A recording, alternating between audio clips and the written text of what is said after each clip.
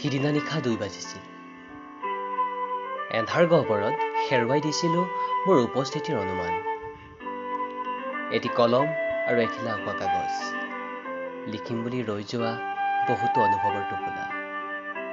নিশাবোৰে গ্ৰাস কৰিছিল মোক মোৰ অনুৰণনৰ মাজতে। হাবিয়াস কৰিছিলোঁ শব্দ বিচাৰি বিচাৰি। পোৱা নোপোৱাৰ অভিযোগ নাছিল, মাথো কাম্যতা আছিল এটি পূৰ্ণ জীৱনৰ সময়। উকা কাগজত সপোনে পাখি মেলিছিল যদিও শব্দবোৰেইচোন মোৰ কাষলৈ নাহিল। কিমান অসহনীয় উত্তাপ বুকুত বিন্ধি ৰৈছিল। অগ্নিগহ্বৰৰ জ্বলন্ত অগ্নিশিখাত দহি দহি যেন মোক শেষ কৰিব। পোহৰৰ বাটলৈ বহুদূৰ আছিল, অথচ এন্ধাৰে মোক গিলিছিল। ভাবিব খুজিও ভাবিব নোৱাৰা বহু কথাই মন আৱৰি ৰাখে সত্যতাৰ বাটত।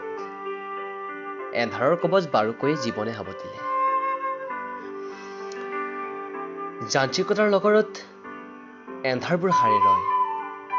চিকমিক লাইটৰ ৰঙীন আভাত ৰাতিবোৰ নিৰলস হৈ পৰে যদিও এটি বিন্দুত মৃদু খোজৰ প্ৰতিবিম্ব আলিৰ মাজে মাজে প্ৰতিফলিত হয়।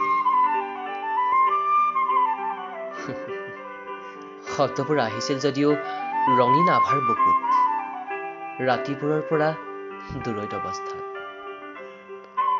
মই মোক সুধিব খুজিও ৰৈ গলো। আপোন লগা ষ্টপেজত য'ত পোহৰ নাছিল, আন্ধাৰ নাছিল, আছিল মাথো নিৰ্জনতা সুখী প্ৰজা। আৰু শব্দবোৰে তাতেই জিৰণি লৈছিল। মই আঁকিব খোজা কল্পচিত্ৰত সিহঁত মাথো নাছিল।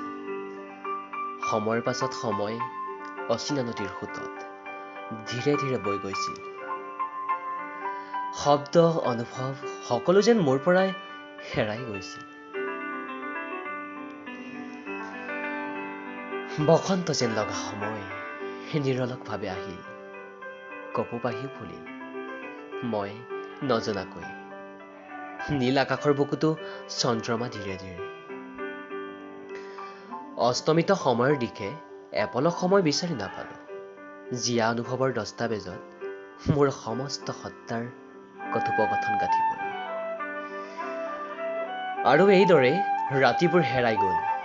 অন্য এটি দিনৰ পোহৰত লিখিম বুলি ভবা বহু জিয়ামালিতা আন্ধাৰৰ নিজান কোঠাত হেৰাই গল।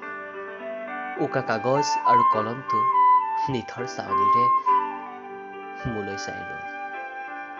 কাতৰ হৃদয়ৰ প্ৰতিলিপিত লিখা নহল এটি কবিতা, লিখা নহল এটি কবিতা।